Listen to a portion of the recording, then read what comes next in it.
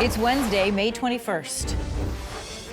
The latest from Gaza. We'll speak with the logistical coordinator with Doctors Without Borders, who's been on the ground in Gaza as the UNICEF warns supplies needed to save children are running low.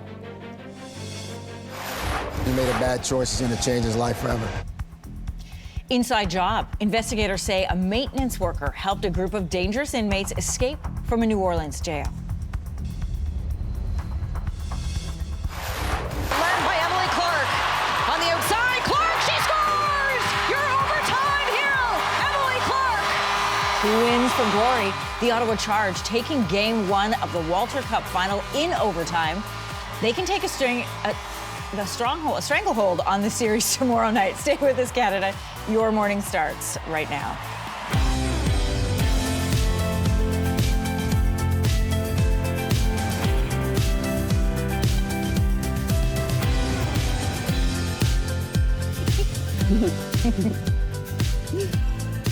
Whatever kind of hold they have, it's going to be an exciting game. It's a big hold. Yeah. Big hold. Good morning, Canada, and welcome to Your Morning. I'm Anne-Marie Mediwake. Good morning, I'm Lindsey Deluce. I'm Kelsey McEwen. Hi. Hi. Hi. Welcome to the show. Let's talk about mail, because how this is going to affect you potentially, the possibility of another Canada Post strike. It's not sitting well with many people. Take a listen. Just having that on a back hold, I experienced it once with the passports even, and it's just a terrible thing. We don't deserve that. Very unhealthy for the Canadian public, especially business people.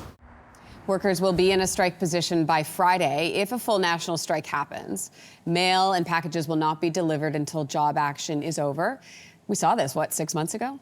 A strike will affect customers, businesses, charities. Talks may get a bit of a jump start today, though. Canada Post is expected to present a new offer. That's what we're hearing. If it does come, the union is proposing delaying strike action by 2 weeks. So we'll see. Finance Minister François-Philippe Champagne says this week's G7 meetings are a, quote, consequential moment for the G7 and really the world.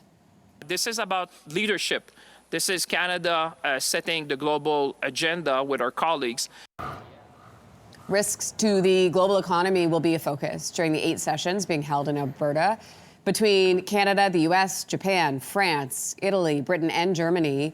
Champagne says he wants to find common ground with the U.S., build off some of the positive meetings that happened at the White House.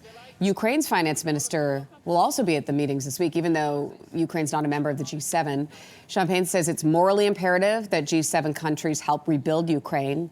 By the way, the estimated cost to rebuild is about $500 billion in a decade to rebuild that. The Prime Minister's office says Canada is in talks to join U.S. President Donald Trump's new missile defense program, something President Trump says Canada called him about. They want to hook in and they want to see if they can be a part of it. That sort of makes sense. I guess that's what I was talking about from day one. It just automatically makes sense, and it won't be very difficult to do, but they'll pay their fair share. President Trump announced plans for a Golden Dome program at the White House Tuesday. In a statement to CTV News, the Prime Minister's office says Canadians gave Prime Minister Carney, quote, a strong mandate to negotiate a comprehensive new security and economic relationship with the U.S. It is expected to cost $175 billion U.S. The PMO wouldn't comment on how much Canada would be willing to spend on this. Donald Trump claims the system would be completed by 2029, but experts call that timeline a little optimistic. Some sad news out of the entertainment world. George Wendt has died. Norman, doesn't your wife ever complain that you never spend any time with her? Would you? He played Norm on Cheers, and he earned 6 straight Emmy nominations for that role. He also took on numerous guest spots on Saturday Night Live, The Larry Sanders Show, Seinfeld, The Simpsons, and Frasier as well. He also had a great stage career with Broadway roles in Art, Hairspray, and Elf. A family statement says he was a doting family man and that he'll be missed forever. George Wendt was 76 years old.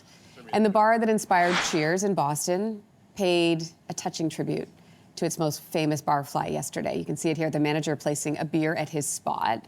Some of his co-stars reflecting this morning. Ted Danson says he's devastated by the loss of his friend, adding, quote, "It is going to take me a long time to get used to this. I love you, Georgie." Rhea Perlman called him, quote, "the sweetest, kindest man I've ever met." In other news today, a jail worker has been arrested for allegedly playing a part in one of the largest jailbreaks in recent U.S. history. I don't think that he had to do any of the things that he did. If he was under threat, then he certainly should have brought that to someone else's attention. 10 inmates at a New Orleans jail escaped Friday by pulling out a toilet, climbing through a hole in the wall. The accused jail worker is said to have helped the inmates by turning the water off the toilet. Court documents say the worker said an inmate threatened to hurt him if he didn't help. The 10 inmates who got out included convicted killers and dangerous offenders. 5 of them have been rearrested so far. 2 solar flares that erupted last week may cause problems here on Earth. We're still in the solar maximum era. So these sorts of things potentially can cause problems. The flares sent energy and radiation toward Earth. All that radiation is blocked by the atmosphere, but if it is strong enough, solar flares can disrupt communications, can even cause blackouts. Radio blackouts were reported on 5 continents.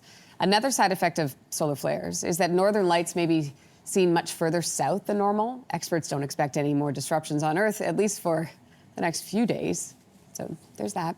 The Ottawa Charge are 2 wins away now from winning their first ever Walter Cup. Now a break for Ottawa, led by Emily Clark.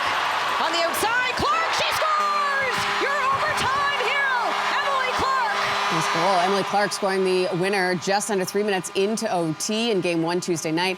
It was a much faster game than Ottawa's quadruple overtime game in their semifinal series, that's for sure. They now lead the defending champs 1-0 and host Game 2 tomorrow.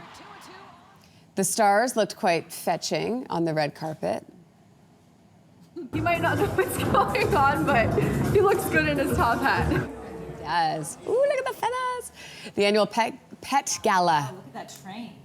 Oh, look at the poise. It was held in New York Monday night. Oh my goodness, stop it. What is happening?